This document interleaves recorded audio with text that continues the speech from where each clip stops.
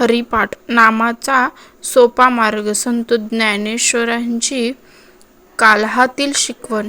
मुक्तीचा क्षण. ईश्वराच्या दारात देवांचे द्वारी उभा क्षणभरी तेने मुक्तिचारी साधी येल्या. सार हरिपाठाची सुरुवातच एक शक्तिशाली आश्वासनाने होते. ज्ञानेश्वर सांगतात की ईश्वराच्या दारात केवळ एक क्षणभर भक्तिभावाने उभे राहिल्यानेही साधकाला चारही प्रकारची मुक्ती म्हणजे सलोकता, समीपता, स्वरूपता, सायुज्यता प्राप्त होते. हीच नामस्मरणाच्या मार्गाचा पहिला ओळख आहे. भावांनीना भक्ती. व्यर्थ साधनेची ओझे. भावेविना भक्ती, भक्तीविना मुक्ती, बळेविना शक्ती बोलू नये.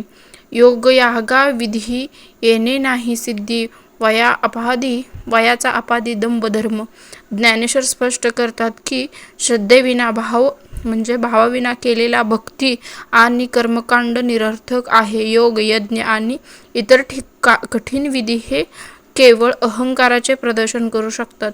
खरा आध्यात्मिक लाभ भावाशिवाय मिळत नाही. सर्व शास्त्रांचे सार मंथून नवनीतहा तैसा. नाम.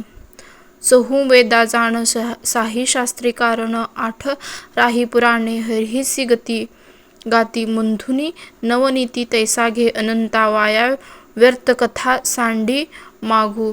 4 वेद, 6 शास्त्रे आणि 18 पुराणे या सर्वांचा अभ्यास करून ज्ञानेश्वर सार सांगतात. जे दही घुसळून लोणी काढणे त्याप्रमाणे सर्व ज्ञानाच्या सागरातून केवळ अनंत म्हणजेच हरीचे नाम घ्यावे, बाकी सर्व व्यर्थ कथा आहे. बरोबर आहे ना? श्री स्वामी समर्थ.